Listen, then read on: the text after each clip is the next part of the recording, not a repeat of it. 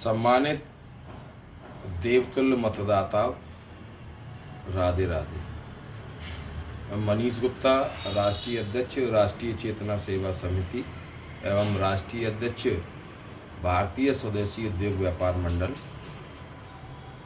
राष्ट्रीय चेतना सेवा समिति एवं भारतीय स्वदेशी उद्योग व्यापार मंडल द्वारा जन जागरूकता अभियान चलाया जा रहा है, जिसमें हम मतदाताओं को SIR फॉर्म कैसे भरें जागरूक करने का कार्य कर रहे हैं। संगठन के कई सम्मानित साथियों का और अपने इष्ट मित्रों का, रिश्तेदारों के कई फ़ोन मेरे पास आए, मैसेज आए कि SIR फॉर्म हमें कैसे भरना है, या कुछ लोग उस फॉर्म को भर ही नहीं रहे थे, तो उनको जागरूक किया कि यह फॉर्म भरना आवश्यक है। तो मुझे लगा कि इस विषय पर एक वीडियो बनाई जाए, जो संगठन के जो राष्ट्रीय चेतना सेवा समिति का नाम से YouTube चैनल है उस पर पोस्ट किया जाए, जिससे कि संगठन के सम्मानित साथियों को जानकारी मिले, इष्ट मित्रों को जानकारी मिले। इसके साथ ही साथ देश के जिन 12 राज्यों में SIR चल रहा है, वह सभी सम्मानित देवतुल्य मतदाता उस SIR फॉर्म को भर सकें। तो मेरा सभी सम्मानित साथियों से अनुरोध है कि इस संक्षिप्त वीडियो में मेरा प्रयास रहेगा कि आपको SIR फॉर्म कैसे भरें मैं महत्वपूर्ण जानकारी प्रदान कर सकूं। तो इस वीडियो को अंत तक अवश्य देखें। सम्मानित साथियों, जो SIR फॉर्म भरा जा रहा है, तो कई मतदाता उदासीन हैं, BLO घर पर फॉर्म दे गए हैं, या कुछ जगह फॉर्म नहीं आए, हम उदासीन हैं और हम उस चीज़ को समझ ही नहीं पा रहे हैं इसका महत्वता क्या है। तो मेरा उनसे अनुरोध है कि अगर BLO आपके यहाँ फॉर्म SIR का दे गए, इस फॉर्म को भरें। अगर नहीं दे गए हैं तो SIR फॉर्म BLO से बात करके प्राप्त करें और उसको भरने का काम करें। तो कुछ सम्मानित साथियों का एक प्रश्न ये था कि BLO हमारा कौन है, BLO का नंबर क्या है, हमें कैसे पता पड़ेगा। तो देखिए, इस तरह का एक आपके पास SIR फॉर्म आया होगा। अगर मान लीजिए आपके घर पर नहीं आया और आपके नज़दीक के घर पर किसी के पास आया है, तो सबसे ऊपर देखिए वहाँ लिखा है भारत निर्वाचन आयोग गणना प्रपत्र, फिर लिखा है name and contact number of BLO।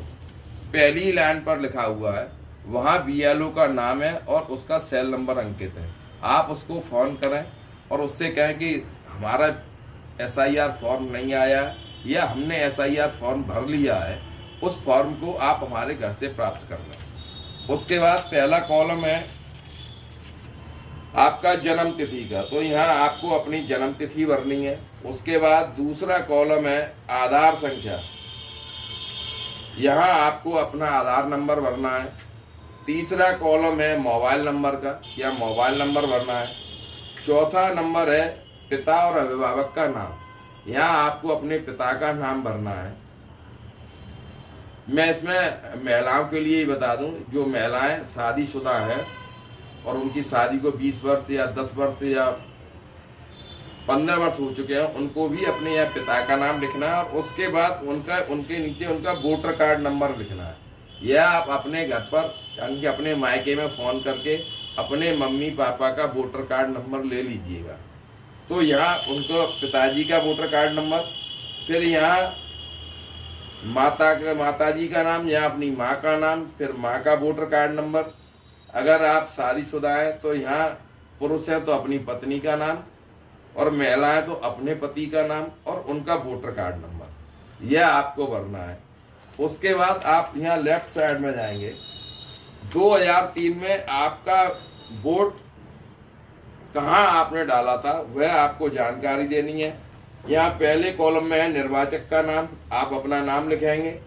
फिर उसके बाद है संबंधी का नाम, तो संबंधी के नाम में जो महिला है वह अपने पति का नाम लिखाएंगी, और उस समय 2003 में उनकी शादी नहीं हुई थी, तो उस समय फिर वो अपने पिता का नाम लिखेंगी। नीचे संबंध पिता, जहाँ रहते हैं वह जगह, राज्य का नाम उत्तर प्रदेश, फिर विधानसभा, क्योंकि कुछ जगह ऐसा भी है कि 2003 में विधानसभा कोई और थी, अब 2025 में विधानसभा अलग है। तो 2003 में आपकी विधानसभा कौन सी लगती थी वह आपको लिखना है। जैसे मैं स्वानगर फिरोजाबाद में रहता हूं, तो 2003 में विधानसभा हमारी टूंडला लगती थी, फिर यहाँ टूंडला लिखा गया है। फिर उसके बाद है नीचे विधानसभा निर्वाचन क्षेत्र की संख्या। तो आपको विधानसभा उस समय विधानसभा क्षेत्र की निर्वाचन संख्या कितनी थी वह लिखनी है, भाग संख्या लिखनी है और क्रम संख्या लिखनी है। यह आप 2003 की वोटर लिस्ट आपके पास होगी, अगर नहीं है तो आप अपलोड कर लीजिए, किसी से ले लीजिए, उसमें यह आपको जानकारी भरनी है। और इस फॉर्म को फिलअप करने के यहाँ फिर सिग्नेचर करने हैं इस फॉर्म को, और फिर उसके साथ जो 2003 की मतदाता सूची है उसका पेज आपको लगाना है। उसके बाद ये पीछे पेज पर आपका जिस क्रम पर नंबर है उस पर हाईलाइटर से हाईलाइट कर दीजिए या पेन से टिक कर दीजिए। यहाँ आपको एक बगल में फोटो भी अपना लगाना है। तो ये फिलअप पूरा कंप्लीट करने के बाद इस पूरे सेट की एक फोटो स्टेट कराएं। फोटो स्टेट कराने के बाद जो आपका बीएलओ है उस बीएलओ से आप सिग्नेचर कराकर रिसीविंग लें। मैं एक बार फिर संक्षिप्त में आपको बता दूं, जैसे ये मेरा एसआईआर फॉर्म है मनीष गुप्ता का, तो यह जन्म तिथि, यहाँ आपको जन्म तिथि लिखनी है। उसके बाद आधार कार्ड नंबर, और आपको अपनी आधार संख्या लिखनी है। उसके बाद मोबाइल नंबर लिखना है। उसके बाद पिता का नाम लिखना है, फिर पिता का वोटर कार्ड नंबर लिखना है, फिर माँ का नाम लिखना है, फिर माँ का वोटर कार्ड नंबर लिखना है। फिर अगर आप पुरुष हैं तो अपनी पत्नी के शादीशुदा है तो अपनी पत्नी का नाम, पत्नी का मोबाइल नंबर। अगर आप महिला है तो अपने पति का नाम और पति का वोटर कार्ड नंबर। उसके बाद जो लेफ्ट साइड है उस लेफ्ट साइड में आपको 2003 में जिस विधानसभा में आपका नंबर था उस वोटर कार्ड की उसमें आपको अपनी विधानसभा लिखनी है, भाग संख्या, क्रम संख्या लिखनी है। अब कुछ सम्मानित साथी ऐसे भी हैं जिनका 2003 में वोटर कार्ड नहीं था, तो उनको फिर यह वाला क्षेत्र भरना है। उनको यहाँ इसी प्रकार से जानकारी देनी है। उनको फिर यहाँ फिर इसको जिस फोटो के नीचे ही जो बनी है साइड उसमें उन्हें जानकारी देनी है। जिन सम्मानित साथी, कुछ सम्मानित साथी ऐसे भी थे कि जिनके वोट 2003 में नहीं थे या 2003 में थे, 2000 जो नई लिस्ट है 22 की उसमें नाम नहीं है, तो फॉर्म नंबर 6 भरें। फॉर्म नंबर 6 भरने के साथ 2003 के इस वोटर लिस्ट जो उनकी है उस कागज को साथ लगाएं, तो वो आपको एसआईआर प्रक्रिया में माना जाएगा। कुछ ऐसे भी सम्मानित साथियों के फोन कॉल आए कि जिनका 2003 में भी नाम नहीं था और इस लिस्ट में भी नाम नहीं है, उनके लिए भी एक प्रक्रिया है।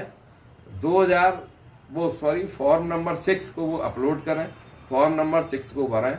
उस फॉर्म नंबर 6 में अपने आधार कार्ड की कॉपी और एक अपनी जन्म तिथि का प्रमाण पत्र, जो हाई स्कूल की अंक तालिका लगा सकते हैं, वो लगाकर अटैच कर बीएलओ को दें।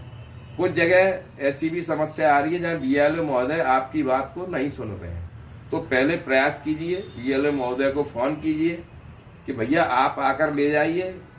अगर वो कहते हैं हमारे पास आकर जमा कर दीजिए तो उनको जमा कर दिए, क्योंकि ये मानवता की बात है कि उनके ऊपर भी लोड है, तो उनको जमा कर दें। लेकिन अगर वो आपका फोन ही नहीं उठाते, आपसे सही तरीके से बात नहीं करते, उस स्थिति में जिस भी जनपद में आप रह रहे हैं, उप जिलाधिकारी महोदय ARO साहब के नंबर पर आप मोबाइल पर फोन कीजिए और बीएलओ की शिकायत कीजिए कि ये अमुक व्यक्ति हमारे क्षेत्र का बीएलओ है और यह हमसे फोन रिसीव नहीं कर रहा है, या जो भी समस्या है उसे आप बता सकते हैं। प्रयास कीजिए। वह भी बीएलओ भी मानव है, हमारी तरह इंसान है, ड्यूटी में लगे हुए हैं। अगर वो आपको अपने पास बुला रहे हैं उनके पास जमा करे आइए, वो घर आ रहे हैं उन्हें घर दे दीजिए। लेकिन अगर लगता है कि किसी भी तरह से आपकी बात नहीं सुन रहे हैं, तो फिर ये अंतिम अस्त्र है आपके पास कि फिर आप जो है उप जिला निर्वाचन अधिकारी अपने जिस जिले में रह रहे हैं उनको फोन कीजिए। अंत में एक बार फिर इस वीडियो संदेश के माध्यम से मैं सभी मतदाता बंधुओं से अनुरोध करूंगा कि वे एसआईआर फॉर्म को अवश्य भरें और जो चुनाव आयोग द्वारा यह चल रही है प्रक्रिया, इसमें अपना सहयोग करें।